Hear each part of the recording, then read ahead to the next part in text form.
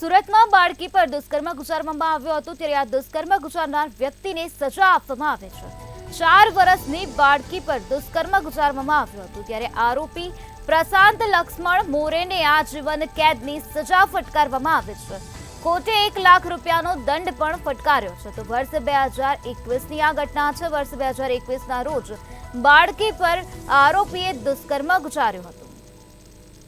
તો 4 વર્ષની બાળકી પર દુષ્કર્મ આચરવામાં આવ્યું હતું ત્યારે હવે આરોપી પ્રશાંત લક્ષ્મણ મોરેને સજા ફટકારી દેવામાં આવે છે। આરોપી પ્રશાંત લક્ષ્મણ મોરેને આજીવન કેદની સજા સંભળાવવામાં આવે છે અને આ સાથે કોર્ટે આરોપી પ્રશાંત લક્ષ્મણ મોરેને 1 લાખ રૂપિયાનો દંડ પણ ફટકાર્યો છે।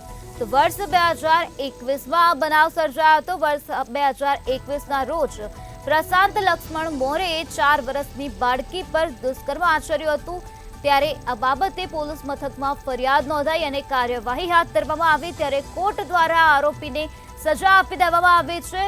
કોર્ટે 1 લાખ રૂપિયાનો દંડ પણ આરોપીને ફટકાર્યો છે।